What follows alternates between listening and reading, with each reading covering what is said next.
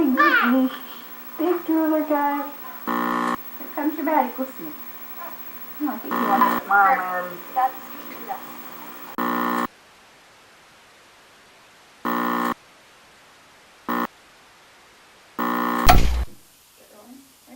I entered the foster care system when I was 3, and that was because my father would beat me. Yes, when I was 3 years old.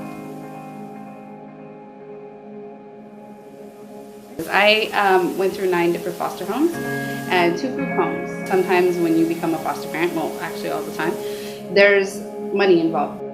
My experience was they were doing it for the money. Almost every interaction you have can be considered a transactional interaction. The social worker is there because the social worker is paid. Foster parents are there because the foster parents are paid. Group home providers are there because the group home providers are paid. Everybody who works with you is paid to work with you. Nobody's there because they really are concerned about you. I never had someone to teach me how to dress, how to apply makeup, all of that stuff. No one teaches you that. No one teaches you how to cook. You don't have a mom to sit there and watch them do these things.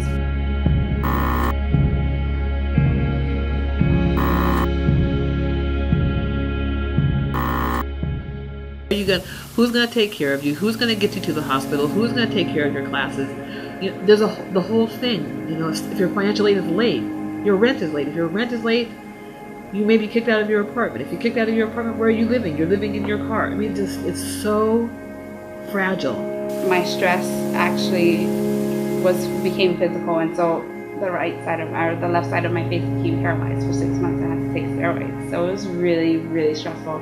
Just feeling like for the rest of your life, you don't have someone to fall back on. If your parents have gone to college, then at least if you run into a roadblock, you know, you go home and say, hey, what's going on? What's this about?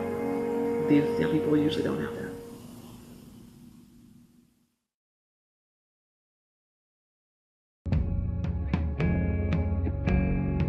What we strive for here at Unity Care is making sure that their housing is stabilized so that they can focus on that next step to being successful.